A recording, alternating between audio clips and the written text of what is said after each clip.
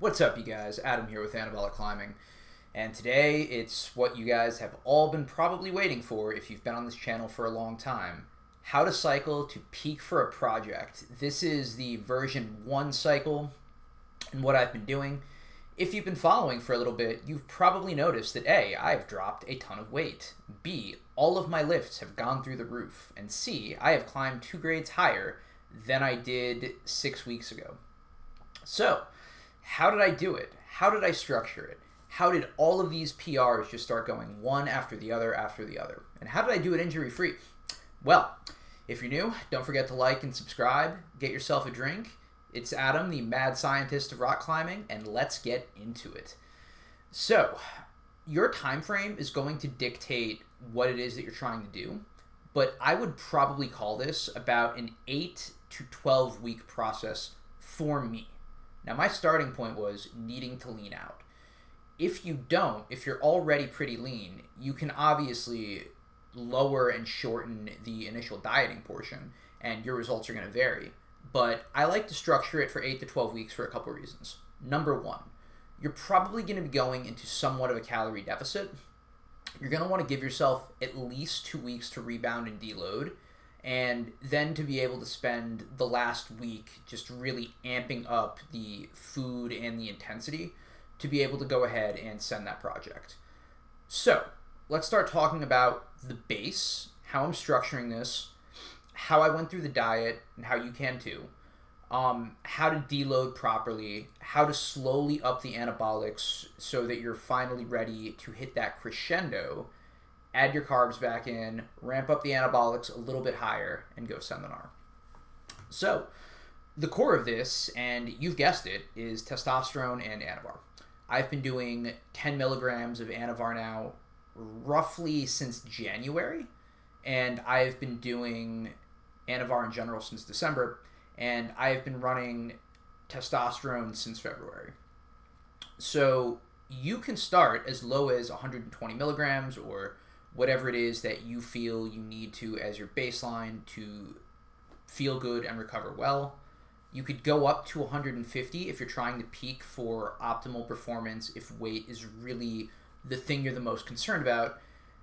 I personally ran 200 because I'm still trying to get stronger and more explosive over the course of this cycle. So, at that point, I had put on some water, had put on some fat, and I had to, you guessed it, diet. So, that's where we're going to start the cycle for all intents and purposes. Your 8 weeks begins now. I recommend starting with retatrutide or tirzepatide. Reta is the better tool. I went with Reta. If you're really concerned because it's not through phase 3 trials yet, you're welcome to run tirzepatide, but use a GLP-1. It makes cutting so much easier. Removing hangry as an emotion is life-changing, and there's no reason not to do it, especially if you're already enhanced. I can come up with dosing for tirzepatide, but I'm going to keep this to Reta because it's the better tool, and I think it's probably what most of you are going to run to. And there's sort of a couple ways that you can start it. You can go 2 milligrams every other day until you reach your desired level of satiety, or you can start between 0.5 milligrams to 1 milligram and take it once a week. It's kind of up to you. I like starting at 0.2 and then escalating up so I don't get nauseous. There had been a couple times as I was escalating doses when I would have to force feed to hit 1,600 calories. I never missed my protein, but there's just sort of smoother ways to do it. Then what you can do is escalate your dose as needed to remain full. The way I did it was 0.2 milligrams every other day for a week, then upped it to 0.3, then 0.4, 0.5. You get the idea. And if you don't need to go up, don't. If you're feeling full, like you can't eat, skip a shot. It's that simple. You don't need to follow arbitrary guidelines for Reta. Take as much as you need to feel full. If that's more, great. If that's less, dope. I support lower drug burdens. And then you've got to hit your baseline calories. Mine was 16 to 1900 a day. Your needs are going to vary based off of height, weight, how lean you are. And let's talk about what else you can add in to your fat burning stack. Personally, I love SLUPP332. Again, risky in the sense that it's not researched, but everyone's lab work who I've seen has been basically flawless. So there's no reason, unless you have cancer, in which case, why are you running anabolics to begin with? You're probably in good shape. The other part, and this is the thing that I could say with my full chest out, is run 5 milligrams of Cialis. It'll help you with the endurance. The lady in your life will probably love it. And more importantly, it'll help with lipolysis. It'll also assist you with doing any cardio that you're doing and your steps. And it will help mitigate some of the estrogen from the testosterone that you were running. Other options that you can definitely add in that are a slam dunk is L-carnitine. Injectable carnitine is one of my favorites, both for fat loss and also just general well-being. It's the first thing I pinned. It has a special place in my heart. Great for fat loss, great for energy. If you can tolerate the nausea on yohimbine, it's a good thing to add. I don't run it because I hate the way I feel on it, but it's definitely something that's efficacious and worth considering if you're really trying to strip away those last couple percentages of fat. It's really up to you whether or not you feel the need to run that. And I would diet. I dieted for 6 weeks and got to probably 12-ish% body fat. If I was peaking for a project, I would drop to 8%, or at least until my performance started to suffer. You should diet as long as you have to. There's, unless you're getting plane tickets, in which case, totally. You're going to have to probably push harder at the end depending on how ahead of schedule you are. There's nothing wrong with lengthening the diet. You can always diet for longer, and also, if you are ahead of schedule, you can slow it down. You can always eat more, spend longer to deload and peak. Extending time between getting from point A to point B on maintenance calories is probably the better way to go about it anyway. So, you can cut for as long as you have to. In my case, it was 6 weeks. I kind of have a good idea of how much more fat I could lose. I think I have another 7 pounds in easy. But, I still have another year to grow before I go to France and try to do Rainbow Rocket. So after you get to about your desired leanness, when you hit 10% if your goal is 8, this is where I like to start adding in some other stuff. This time around, it was Masteron. And I ran it for a couple of reasons. Number one, it'll help me with the excess water retention from the testosterone. Number two, it's another androgen to help me with muscle retention. And number three, just help with my mood. I definitely felt more energized on the mast since getting on it. I'm only on 100 milligrams, putting my total androgen load right now to about 0.4 grams a week when you consider the test and the Anavar. And doing this toward the end of using Retta lets me A, hold on to all the muscle that I can, but B, start changing my psychological mindset to start getting amped up to peak. So I would probably run this for at least 2 weeks. You can put it in earlier if you want to, but I like adding it in 2 to 3 weeks before your deload, so that you can, again, start getting that extra energy, getting that extra drive, and putting yourself in the mindset of it's time to try super hard right now. So, you are now at your desired leanness. You are getting ready for the project. It's coming up in 2 to 3 weeks. What do you do then? You pull the Retta.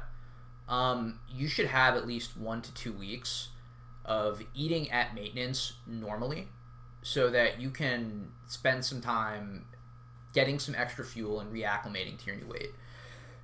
Spend this time doing some hard but not like full clip projecting on the boards. If you climb V6, V7, do some V5, V6s, adjust up and down as you need to. But the idea is you should be trying hard and feeling how you feel on these additional androgens and at this lighter weight without going full clip. After you've done this for a week or two, reduce your training volume that much more. So week one, so as you get off the Retta and you have the Masteron in your system, at this point, I also like to add a little bit more Anavar into the mix. So if I was taking 10 milligrams a day, I would do 20 on training days. And the reason is I want to desensitize myself to the higher drug burden. And as I'm trying these hard boulders, but not limit boulders, I want to see what it feels like to pull on my fingers. I want to see what it feels like to pull with my arms, with my back, with my legs as I'm dynoing, as I'm catching. I want to feel what I can do without having to overclock everything as I do it. As you up the drugs, you will find immediately that as you get going, you will feel it. You can come to the gym kind of tired, and then the music hits. Then you hit the zone, and you start rolling. And you start getting amped for that next set. And you get really excited for that next burn. And all of a sudden, the anticipation builds, and the energy's up, and you're sending things faster than you used to. And you're not getting tired, and you're pulling hard. And that's exactly where I want you to be. That means with another week of rest, you're ready for prime time. And on the day, keep your SLUPP 332, keep your carnitine, run your MAST, your test, your Anavar, throw your Cialis in there, and get ready to send, man. Throw in that music, get hyped, get after it. And then, after you've done that, and it's high fives, and you're hugging it out, and you've got your celebration in and out, or pizza, or whatever it is that you do, celebrate your moment, have it because you've earned it, and then make sure that you schedule some lab work, and make sure everything's clear. As you do that, don't forget your ancillaries. You've been running orals now for a while. Take your ezetimibe if you need it. If you've got some blood pressure issues, figure that out with your doctor. Make sure your liver is okay in the process. I run NAC and TUDCA all the time. Is it necessary? Unclear, but my blood work is fabulous, so I'm going to keep taking it. And this is sort of my version 1 of how to peak on anabolics. Basically, all of my lifts have gone up despite being in calorie deficits, continue to push and climb new grades.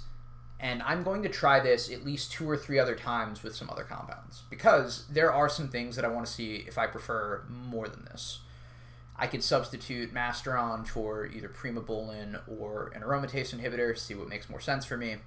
I could potentially swap out the Anavar for Turinabol or for Halotestin, both of which are a little bit more liver toxic, but could potentially give me some more pull, and I think that's worth exploring. Some folks really like Winstrol. I don't like it for the joint stiffness, and I think it has some negative... It promotes collagen synthesis, but it messes with the connective tissue. I don't love it. But I'm not going to yuck your yum if that's a thing that you enjoy. Just be mindful of it. Be careful. And I've heard folks like Ostarine. I don't know if I'm going to test it. SARMs are stupid. But I would be remiss not to mention that folks have deployed it. Another thing that's worth considering, and I need to do a bigger deep dive, is I've been going through compounds that gymnasts have used and tested positive for in competition. Diuretics are super common. I don't know if that translates well for us. I'm not going to name any right now. I will say stay the fuck away from Lasix. But I think there's 1 or 2 that are low maintenance enough that it might be worth a test. I'll consider it. It's on the list of potential things that you could try. Could you run a 19 nor like Trenbolone? You could. I'm probably not going to. I'm trying to stay away from the 19 nors. I might test NPP, but NPP wouldn't be for my peak week regardless. Yeah, I think that's basically everything. In general, I also want to create a peak week for women too. This is very much a guys only. While ladies could potentially use Anavar up to 5 milligrams, I would feel really bad if you got any virilization because it was compounded improperly, and yeah, you getting some masculinized features because something wasn't dosed quite right. I think that would be terrible. Obviously, women don't take tests, or if you do, please under the supervision of your doctor. But yeah, that's basically the version 1 of my peak week protocol. For me, it's been a pretty awesome success. Upped my weighted pull-ups from 90 to 105. I didn't quite get high enough on 115, so I'm going to call it 105. But it definitely moved. I locked it out here and not up here, so it's kind of up to you. Pulled 405 for the first time on deadlifts. Shot up 2 grades on the kilter, which, yeah, that counts. And, yeah, just really over the moon for this process. I will be trying the other compounds, like I said, to see if there's things that I prefer more. But I feel confident that you could probably run something similar to this and have some awesome results sending. You know, the overall thing is, oh man, anabolics, they'll make you too big, this, that, and the other. Newsflash, man. I started this process at 154 to 156 pounds. I weighed in today at 152, at a much denser, much more powerful physique than I started with. And I have more room to cut. I think that these tools are wildly slept on in this community. And this is me planting my flag in the ground saying, hey guys, let's not ignore the bounty of tools around us. Anyways, appreciate you guys for sticking around this long. The Mad Scientist is always happy to spend some time with you. Don't forget to like, share, subscribe, and if you guys need help on setting up a protocol like this for yourself, feel free to shoot me an email, anabolicclimbing@gmail.com. And big hugs, happy sending. Hit you guys with that front double on the way out, and I'll see you in the next one. Take care.